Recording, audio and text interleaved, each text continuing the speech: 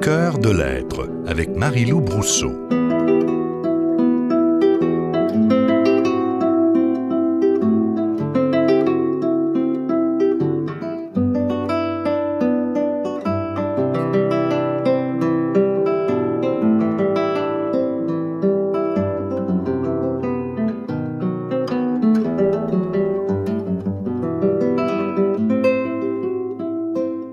Mesdames et messieurs, bienvenue au cœur de l'être, Marie-Lou Brousseau, pour vous accompagner durant la prochaine heure avec Pierre Degagné à la mise en onde.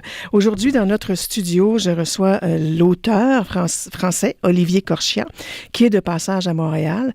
Il est fondateur et dirigeant du groupe Patché, président du Fonds de dotation Patché pour l'éducation à la paix.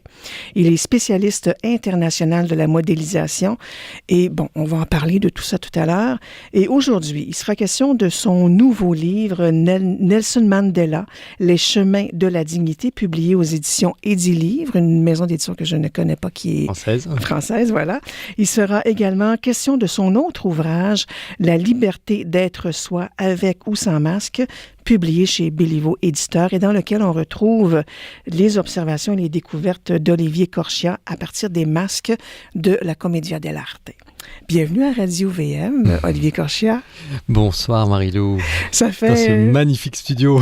Oui, tout le monde sera très impressionné par le nouveau studio, parce qu'il faut dire quand même qu'on se connaît depuis un certain temps, mais vous êtes venu, je pense, au moins 2 fois à l'émission. Il y a de ça des lunes et des lunes. Moi, j'aimerais savoir, parce que, bon, j'ai lu ce livre-là, Nelson Mandela, Les chemins de la dignité, et j'aimerais savoir qu'est-ce qui vous a touché ou inspiré au point d'écrire un livre sur Nelson Mandela. Nelson Mandela est une figure du XXe siècle, une figure révolutionnaire, une figure qui s'est battue pour ses idéaux, pour la justice. Et c'est vrai que dans les années 80, j'étais sensible, comme beaucoup, au fait qu'il soit interné depuis tant et tant d'années, puisqu'il est resté 27 ans en prison. Et puis, c'était donc devenu un mythe, le mythe de la défense des opprimés.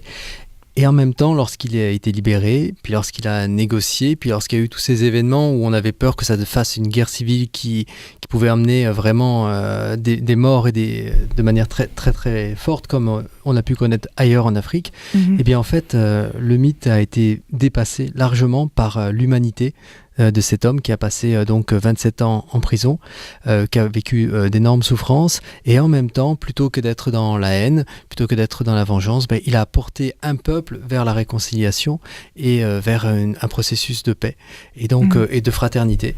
Et j'ai vraiment voulu comprendre comment cet homme avait pu faire ça, non pas au niveau de l'histoire, parce que l'histoire, il y a eu des éléments qui ont favorisé ça, mais plus au niveau de l'être humain, comment cet être humain a pu résister, vivre ça et apporter cette lumière après toute cette période.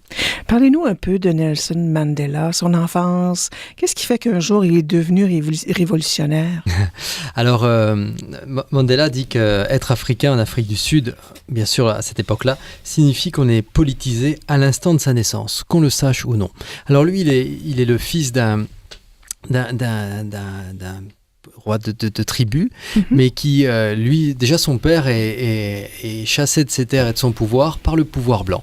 Il faut savoir que l'apartheid naît officiellement en 48, mais dès les années, début des années 1900-1910, eh bien en fait, il y a un développement déjà séparé et des droits différents entre les blancs, les Indiens, les Métis et les Noirs.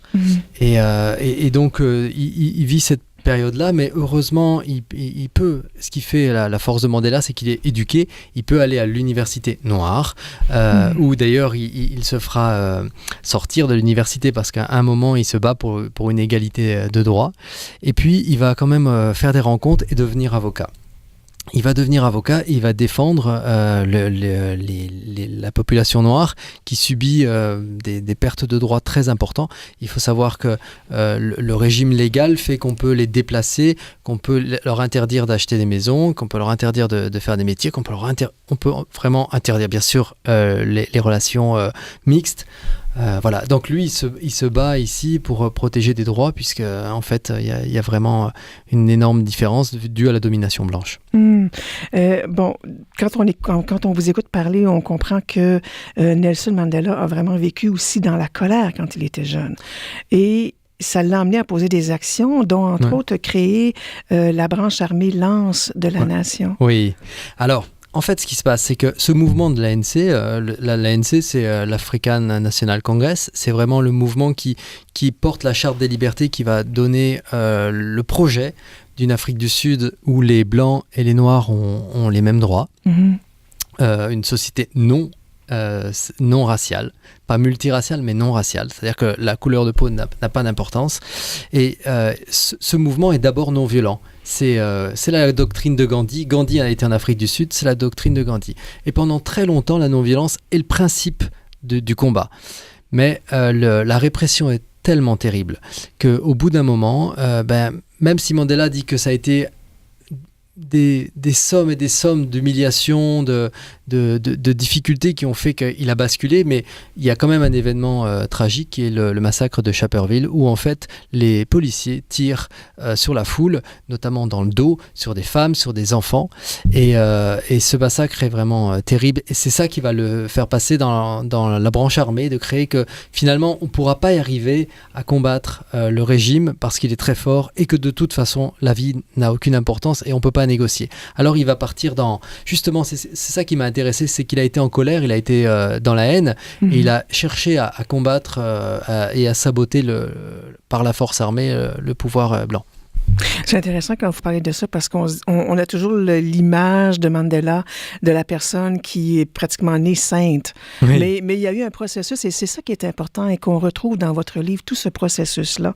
Et ce que j'ai aimé aussi dans votre livre, c'est quand vous dites que nous sommes tous des Mandela dans l'universalité des voyages, de nos vies, des choix que nous pouvons poser et des conséquences qui en résultent. J'ai presque plus de voix, mais je suis encore là. Oui, en fait, c'est ça. C'est ma volonté aussi, c'était de permettre à Mandela de nous transmettre son héritage. Vraiment, c'était mon objectif. Et ce qui nous empêche ça, c'est de le mettre sur un piédestal. Si on dit, c'était un grand, un saint, et puis voilà, seul lui pouvait le faire, comment on a grandi avec ça? Alors plutôt de regarder son humanité, avec ses faiblesses, avec ses peurs, avec la haine, avec ses doutes, avec son désespoir, avec sa discipline, avec tout ce qu'a fait Mandela, pour qu'il nous enseigne. C'est sûr que lui, il a été mis en confrontation avec une adversité qu'on a de bonnes chances de ne pas rencontrer, et tant mieux. Mais en même temps, dans ce chemin de vie, c'est un vrai enseignement pour nous. Et je pense qu'effectivement, on peut tous, à notre échelle, avoir le courage d'agir et aussi la magnanimité, la bienveillance qu'il avait une fois qu'il était au pouvoir. C'est parce qu'à ce moment-là, on voit une correspondance, on voit que, on est des humains. Oui. Mandela est un humain. Et en même temps, on peut voir nos propres processus à travers sa façon d'en arriver vers la paix intérieure et aussi la propager dans le monde. Exactement. Mandela, finalement... a souffert d'un sentiment d'infériorité en tant que noir. C'est une des choses sur lesquelles il s'est battu. Et finalement, il vivait lui aussi dans une prison, avant d'être en prison, parce qu'il était obligé de vivre juste autour dans la population noire. Et le cadeau de l'apartheid ici, c'est de l'avoir mis en prison et de l'avoir mis au contact des Afrikaners, donc des Blancs d'Afrique du Sud, de l'avoir mis au contact quotidien, tous les jours, et d'avoir pu s'intéresser et de comprendre l'humain qu'il y avait derrière. C'est là qu'il a vu notamment que les Afrikaners étaient des Africains. Ça faisait 3 siècles qu'ils étaient en Afrique. C'est un petit peu comme les Québécois d'origine européenne. Ils sont pas européens, ils sont québécois. Et donc, c'est la même chose qui se passe pour les Afrikaners. Et il a pu comprendre leur culture, voir leur peur, et comment ils pouvaient du coup accueillir cette peur et les rassurer et porter un regard de sécurité pour la population blanche. C'est vraiment intéressant. Et quand il est sorti de prison, donc il était un homme transformé, un homme nouveau. Oui, bien sûr, sa détention a été... quand même extrême, 27 ans, 17 ans dans le bagne de Robben Island. C'est quand même une toute petite cellule de 2,5 mètres sur 2,5 mètres. Il a passé ses journées à casser des cailloux. Cette prison est extrêmement froide et humide en hiver et absolument brûlante en été. Et ça a été des conditions très très dures. Et puis c'est vrai qu'il y avait beaucoup d'humiliation et de difficultés pour les prisonniers qui n'avaient aucun droit et qui étaient parfois à l'isolement pendant très longtemps. Donc oui, ça a quand même été une sacrée épreuve pour lui. Et surtout, il a été séparé de ses enfants, séparé de sa femme. Les droits de visite étaient quasi inexistants. Il avait une lettre tous les 6 mois qui était censurée, elles étaient pleines de trous. Mandela a vécu une déchéance d'humanité.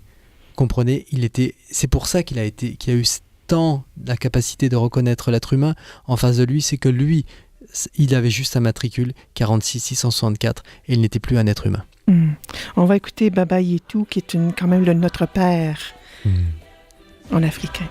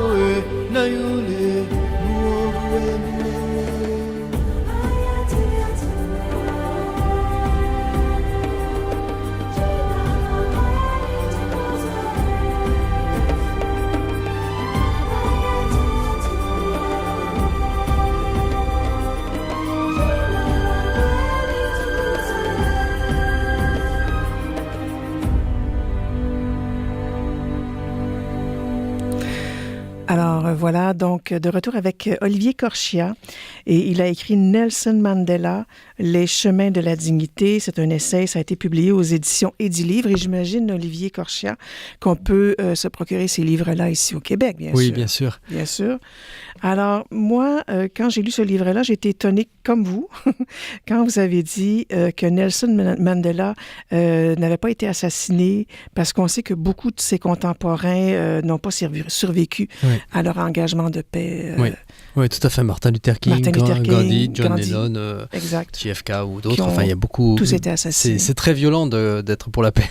Oui, c'est étrange.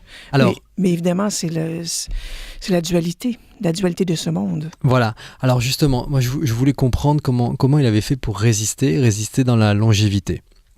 C'était vraiment important pour moi. Et en fait, j'ai découvert un Mandela extrêmement prudent. extrêmement prudent. C'est-à-dire qu'il a évité plusieurs tentatives d'assassinat. Dans les mouvements de foule, il a toujours essayé de calmer les choses et il a toujours essayé de bâtir, mais avec une réserve.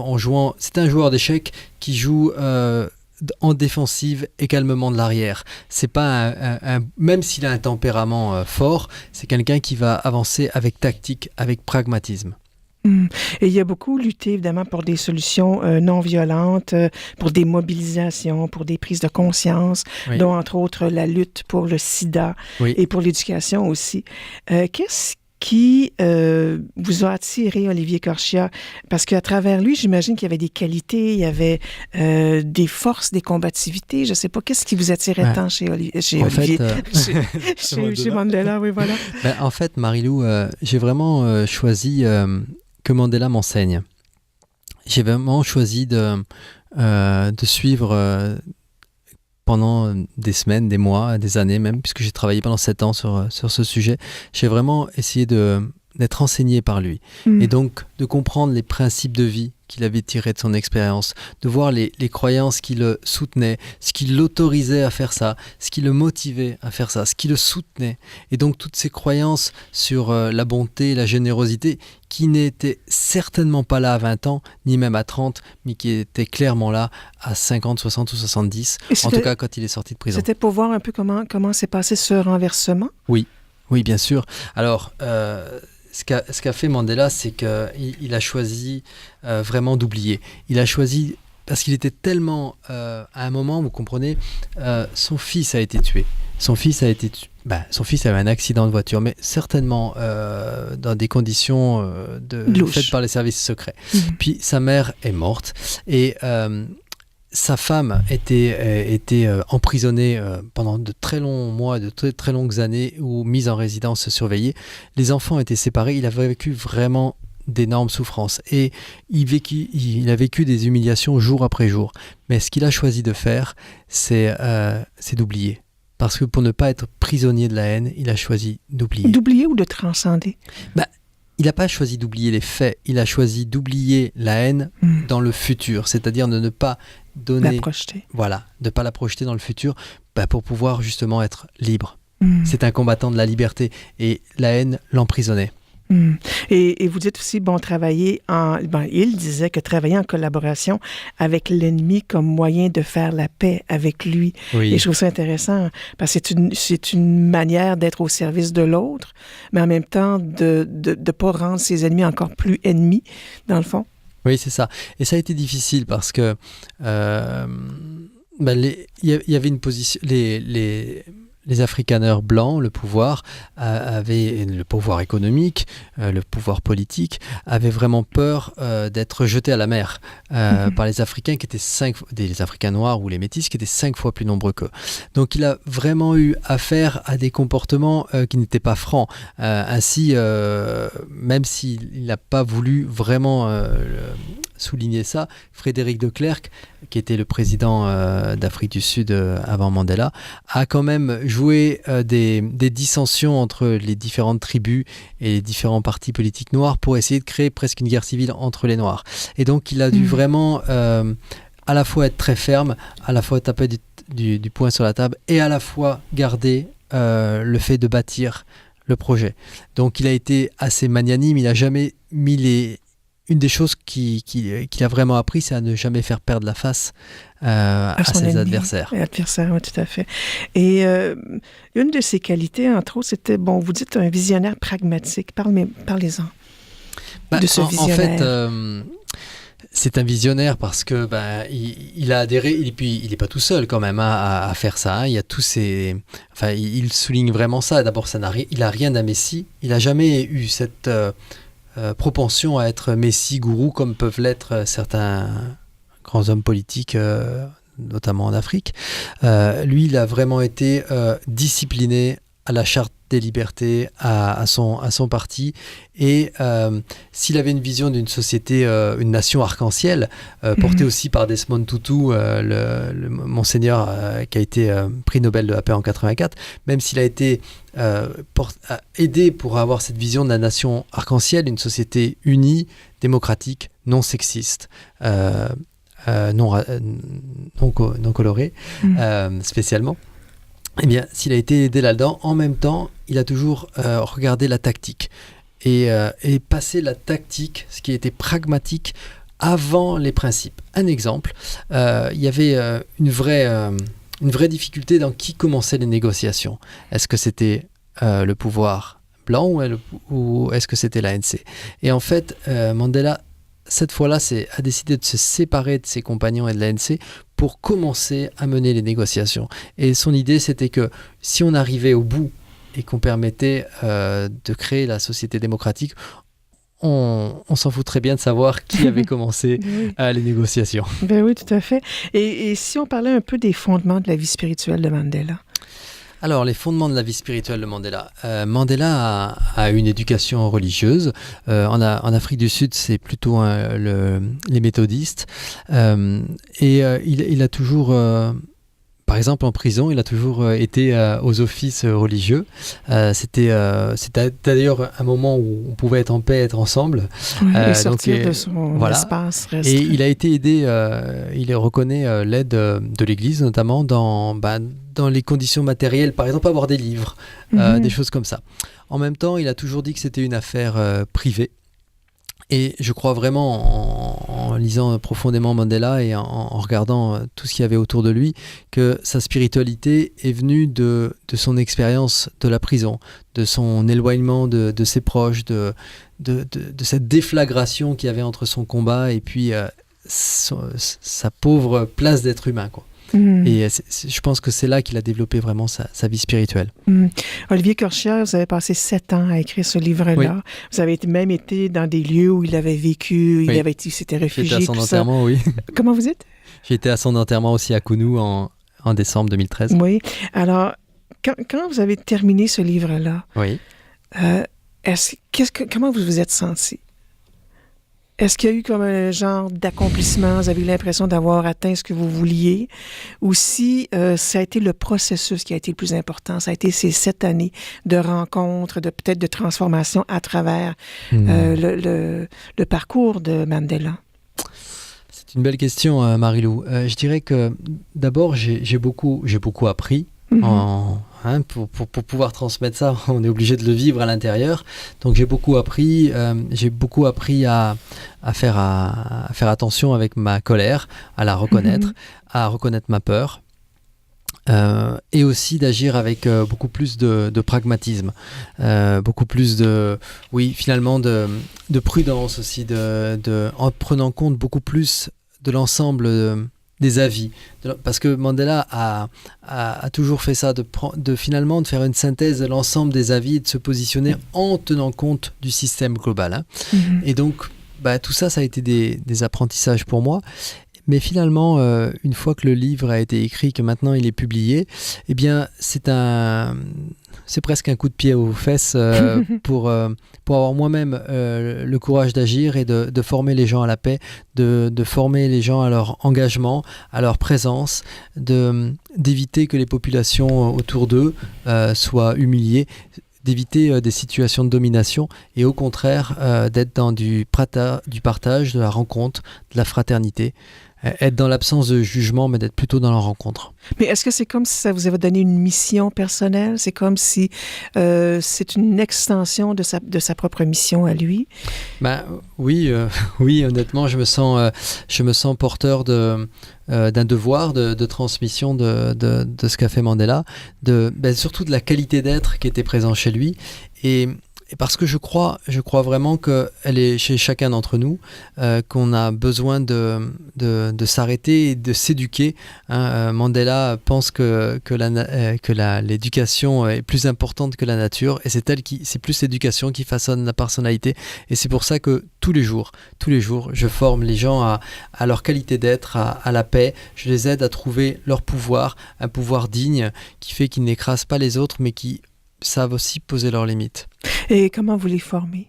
Je les forme en leur transmettant des outils, en leur transmettant des expériences. Vous donnez des ateliers? Oui, je donne des ateliers. Je vais en donner un le 30 novembre ici, pas très loin d'ici, sur Iberville, au centre Humanitum, justement sur le pouvoir, sur la dignité dans le pouvoir, sur la relation qu'on a au pouvoir. On va écouter une autre belle chanson qui a été enregistrée par USA for Africa. J'imagine que vous connaissez. C'est We Are the World. Évidemment, il y a plusieurs chanteurs. Je ne les nommerai pas tous, évidemment. Il y a le boss, en tout cas, Bruce Springsteen. Oui, oui, voilà.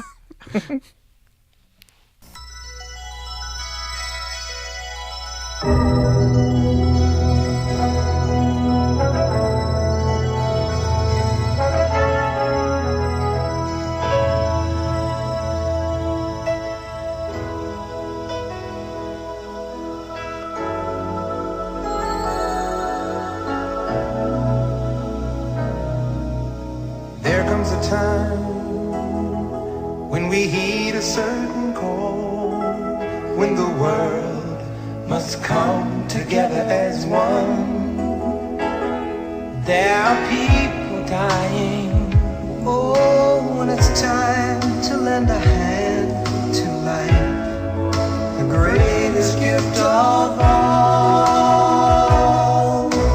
We can't go on pretending day by day that someone somewhere will soon make a change. We all a part of God's great big family. And the truth, you know, love is all we need. We are the world. We are the children. We are the ones who make a brighter day. So let's start giving. There's a choice we're making. We're saving our own lives. It's true, we make a better day, just you and me.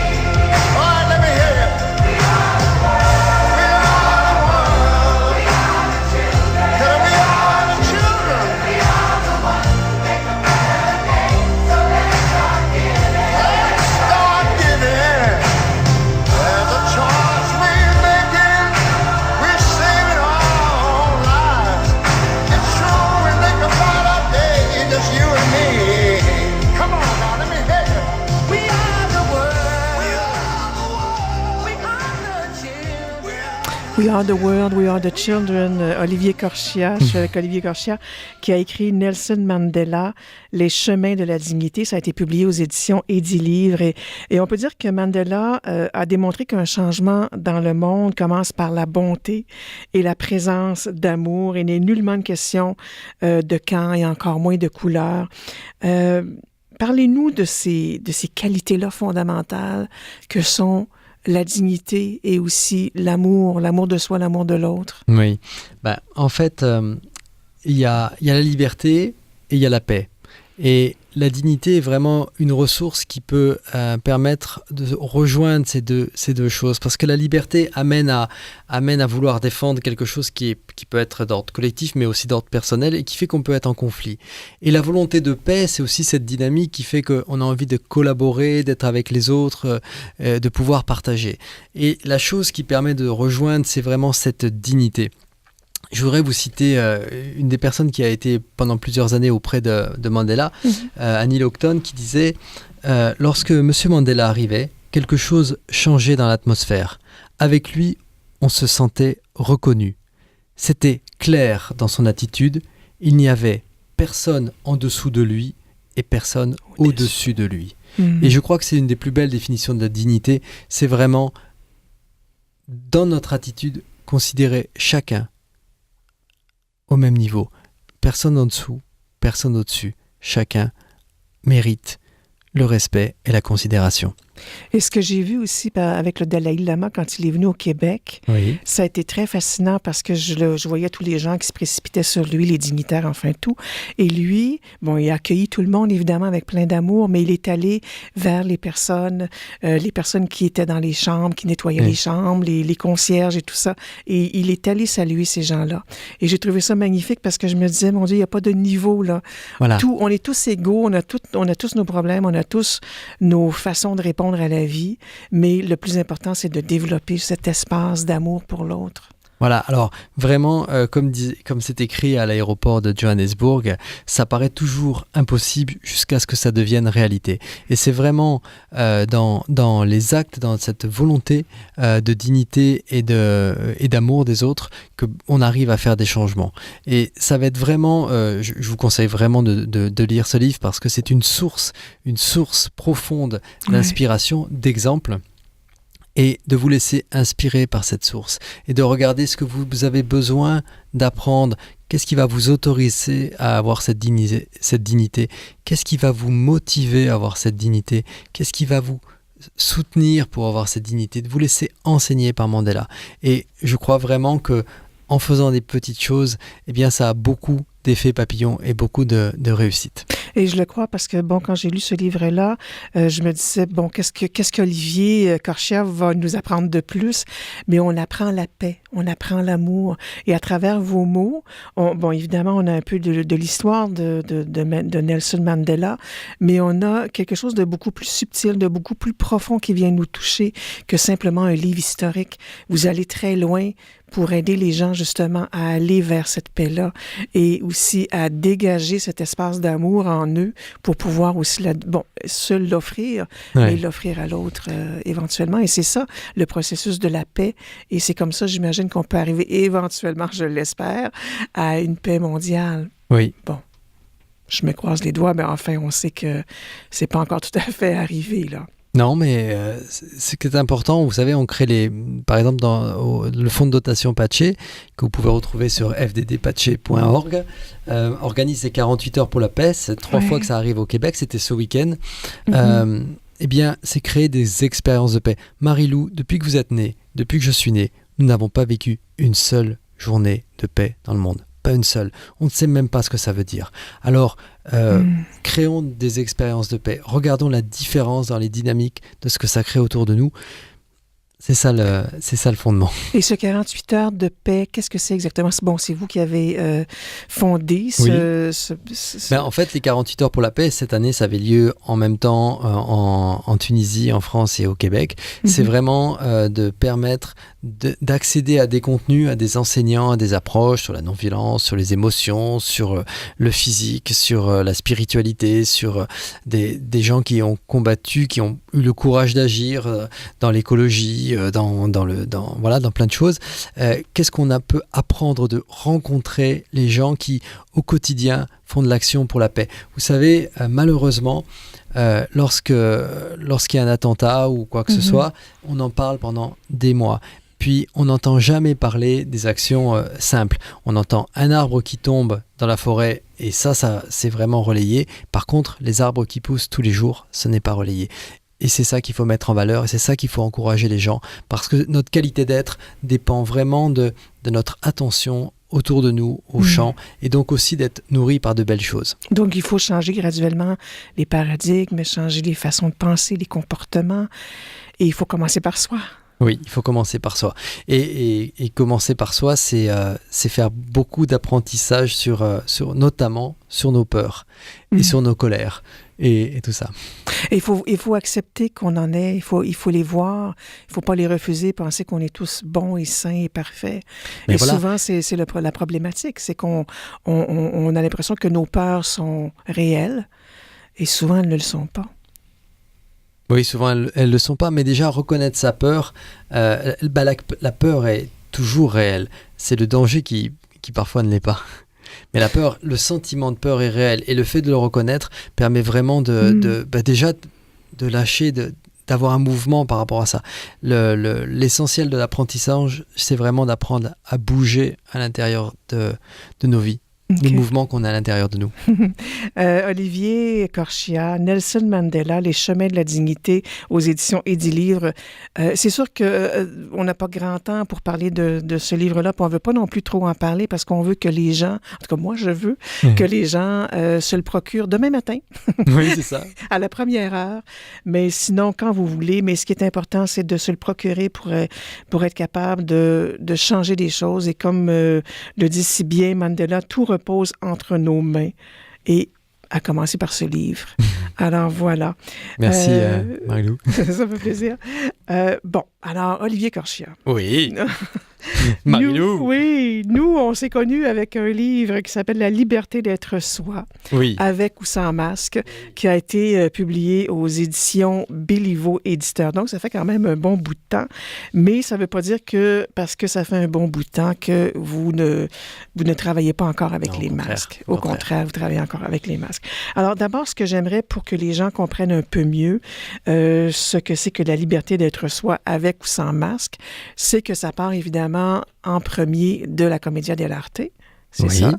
Et parlez-nous de ce théâtre italien pour que les gens en connaissent un peu, pour qu'on puisse aller plus loin avec les masques. La Commedia dell'arte, c'est il y a 4 siècles, c'est vraiment un art populaire qui fait que les acteurs se regroupent et utilisent avec génie une modélisation des caractères de personnages, mais d'ailleurs par région, des caractères de personnages qui font que on peut se moquer de ces caractères. On voit l'ombre de rester toujours dans le même rôle.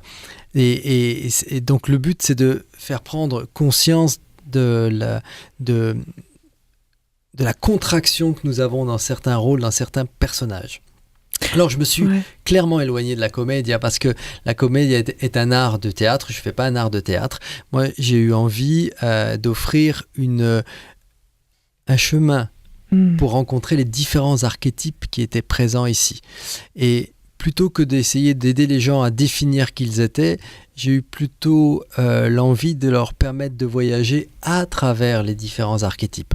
Pour ça, j'ai créé des masques de lumière, c'est-à-dire non pas ceux où le personnage ou l'archétype va être dans un rôle et va être complètement enfermé dedans, mais plutôt de regarder quelle est la fonction, l'utilité, l'intention de chaque archétype qui existe dans la vie, parce que nous avons besoin de force, nous avons besoin d'être embrassés, de prendre soin, nous avons besoin de matière, de réalisation, nous avons besoin d'élévation et d'esprit, nous avons besoin de subtilité et d'élégance, nous avons besoin de beaucoup de choses dans notre vie. Et en fait, dans la tribu que nous sommes, chacun est un peu dans un rôle. Et Et puis les changements de vie nous permettent d'ailleurs d'expérimenter que ce qui était vrai pour nous à une certaine période ne l'est plus à un moment. Ouais. Mais à ce moment-là, vous n'utilisez pas les masques de la Commedia dell'arte parce que la dernière fois que je vous ai rencontré, vous aviez vos masques. Et Oui. Ah ben oui. Mais je vous les ai amenés encore, Bien, Marie-Lou. j'espère bien. Alors, Mais- je mais sais pas comment tu vas faire, Marie-Lou, pour les montrer On les montrera pas. dans le micro. On va en parler. Ils sont très beaux. Ben, Ils ça, sont c'est très ceux beaux. de la Commedia. Donc, c'est des masques bruns, vous voyez. Mhm. Et ce que j'ai créé, c'est vraiment une petite armée de paix, qui sont les Une masques. armée de paix? Oui, une armée de paix, les masques de lumière.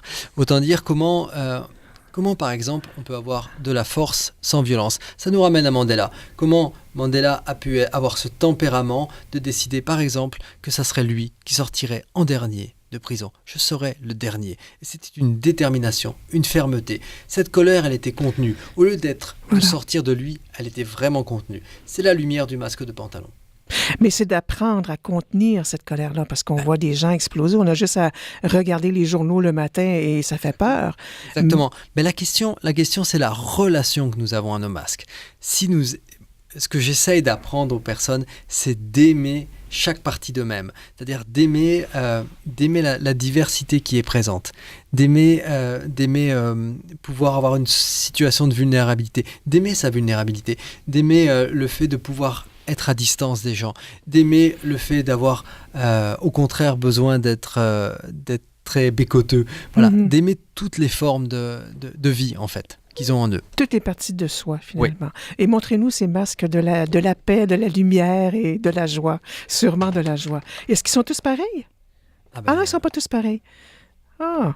Et ça c'est pas basé sur la... Oui, c'est basé sur la Commedia En fait, dell'arte. c'est ouais. les mêmes. C'est les mêmes. C'est les mêmes, Mais mais au avec lieu une- d'avoir la contraction, au lieu d'avoir ce qui fait qu'on n'a plus de liberté, que le masque devient plus fort que nous, parce que c'est le vrai danger des masques. C'est une vraie énergie. Du coup, l'archétype devient plus fort que nous. Et là où nous avions notre libre arbitre, d'un coup, nous sommes pris dans un rôle contraint à tenir une place. Moi, Mais qui contraint? C'est ça, moi, je ne l'ai jamais fait. Donc, Ouais. qui contraint qui, là? Parce que la personne choisit le masque dans Oui. un premier temps ou elle se laisse choisir par le masque? Ben, Sur en les fait, deux, c'est une valse. les masques, d'abord nous sommes nés quand même de certaines personnes ancêtres, donc nous avons des ascendants et ces ascendants avaient eux-mêmes une énergie. On est porteur de cette énergie, on est porteur justement ou de douceur ou de force de caractère, etc. On est porteur de ça. Mhm. Alors déjà, est-ce qu'on le reconnaît ou pas? Est-ce qu'on l'accepte ou pas? Après, dans le milieu dans lequel on est arrivé, il a fallu trouver une place. Il a fallu trouver de la nourriture, de l'amour. Mhm. Alors pour ça, on prend une stratégie, une manière d'être en relation avec le monde afin de pouvoir trouver ce que nous avons besoin. Mais est-ce qu'on se perd de vue dans ce processus-là? Dans lequel processus? Pendant notre... Oui, ben quand on commence à changer pour pouvoir avoir un peu plus de nourriture, un peu plus d'amis, un peu plus de ci, est-ce qu'on... Bah, ou on se sert des forces qu'on a déjà en nous? La question, se perdre de vue, ça voudrait dire qu'on saurait déjà où était le point Où on central. Alors que je crois que justement, non, on va plutôt chercher à découvrir le monde et trouver ce qui nous correspond. Le problème, c'est que on en tire des conclusions beaucoup trop tôt.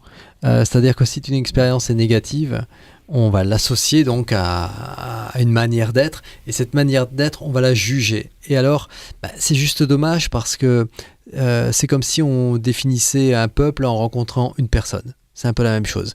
Et donc, non, ce qui est intéressant, c'est revisiter notre relation à chaque masque. Et bon, alors là, vous avez vos masques devant vous. Oui. Et quand vous êtes en atelier, parce que vous donnez des ateliers, Oui. des formations sur Oui. ce sujet, les personnes vont choisir le masque et après, vous dites qu'elles vont... Qu'est-ce qui arrive après? Ce qui est formidable, Marie-Lou. Marie-Lou, c'est que en fait, ces masques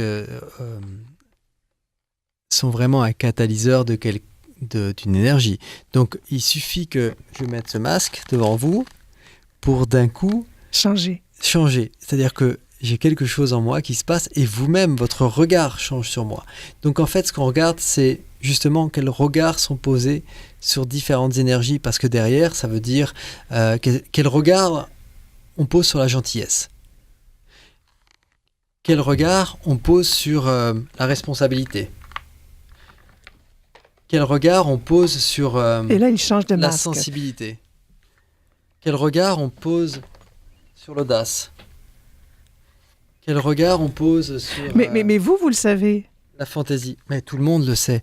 Mais Parce moi, que- si je regarde le masque, peut-être que j'ai peut-être pas le mot fantaisie qui vient. Alors, on va faire un essai. Oh non, On va faire un essai, Marie-Lou. on n'allait pas à la pause. Oh, ça ressemble plus à un aviateur, alors c'est sûrement pas ça. Moi, je vois un aviateur, je vois Richard Bach, voilà. Et en Mais tout c'est cas- pas ça. Ben, Vois-tu?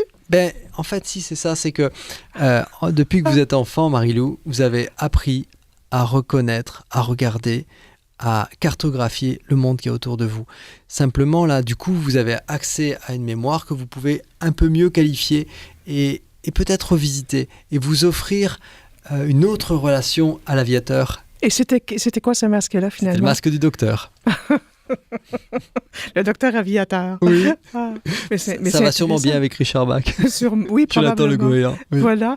Mais bon, et quand vous êtes j'imagine que ça se fait en groupe ou ça se fait seul devant le miroir ou Non, ça se fait plutôt en groupe. ça se fait en groupe pour pouvoir avoir le Oui. reflet de Bah, pour l'autre? voir, pour et voir le la regard. richesse. Pour voir la richesse, parce que malgré tout, si par exemple on a décidé d'être très affirmatif dans notre vie, de savoir ce qu'on veut et d'avoir des objectifs clairs, etc., on va trouver des gens qui portent le même masque que nous, mais de manière différente de l'exprimer. Et alors ça nous apprend à pouvoir l'exprimer d'une autre manière, peut-être plus douce, peut-être plus voilà, différente. en Plus tout cas. affirmative. Ouais. Et j'imagine que ça doit aussi faire émerger de l'ombre, des ombres. Oui. Il Chouette. il dit oui avec un grand sourire.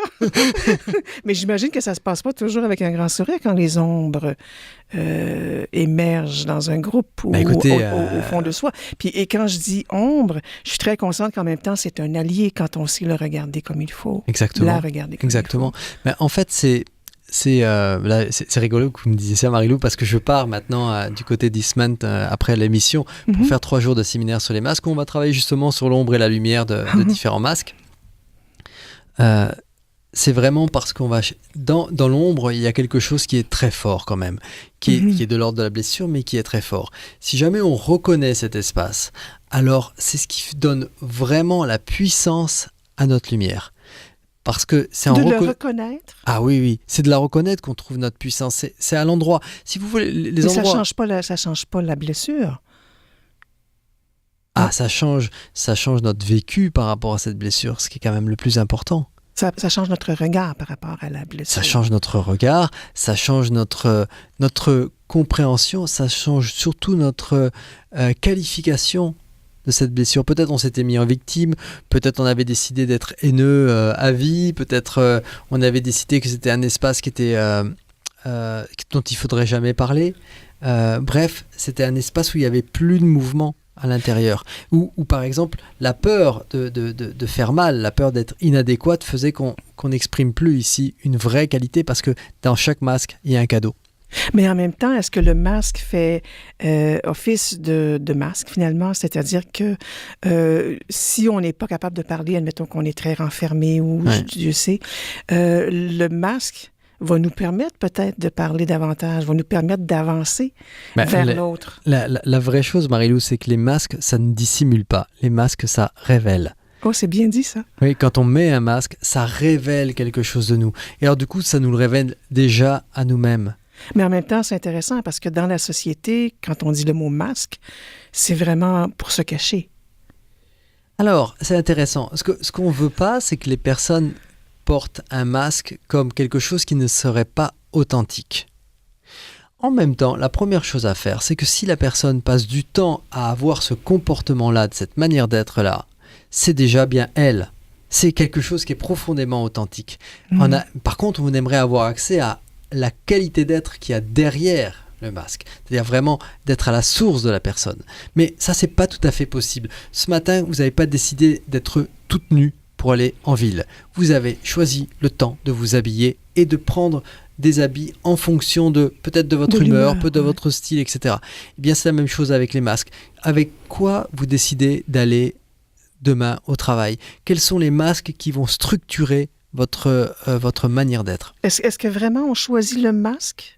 Ça serait une bonne idée. Ça serait une bonne idée. Ça serait vraiment une bonne idée.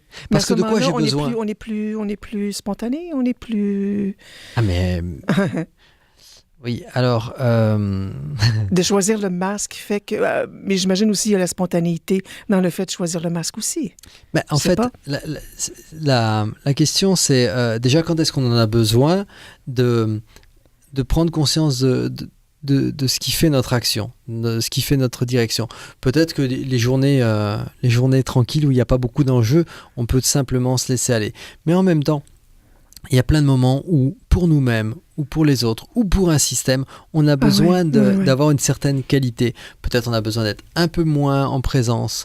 Peut-être on a besoin d'affirmer un peu plus les choses, d'être un peu plus pragmatique.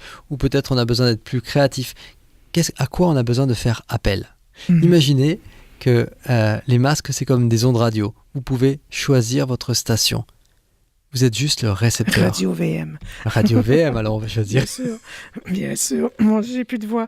Alors écoutez, on va entendre une chanson. C'est le Grand Cirque Boursier. Et ça a été...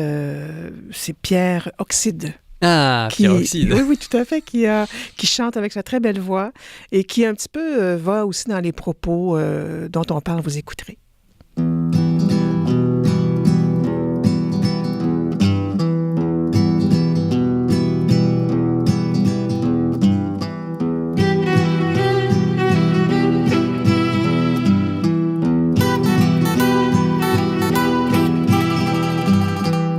Approchez-vous près de moi. Non, je ne vous mangerai pas.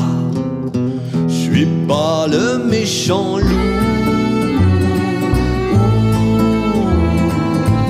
Bien loin d'être un scélérat. Je peux vous aider, croyez-moi. Je veux votre bien à vous. J'avoue.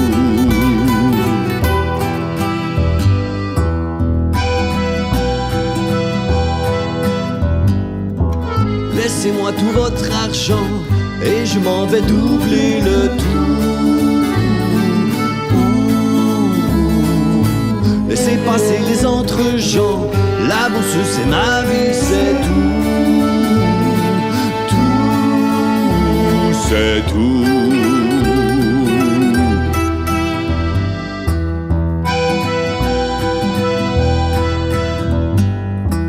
Je possède un grand savoir. Ne vous raconte pas d'histoire. En profiterez-vous? Ne vous chante pas l'opéra. Non, je ne vous enjôle pas. Seulement m'occuper de vous.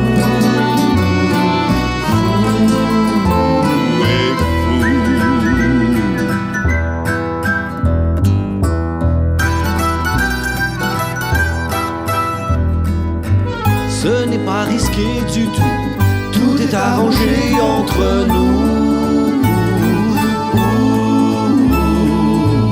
En principe on gagne tout le temps, quand il y a des perdants c'est pas nous.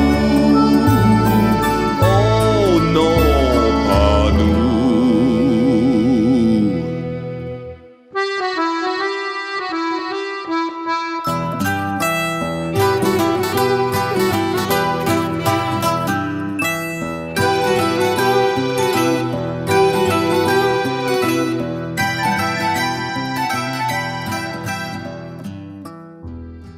Alors voilà, je suis avec Olivier Corchia.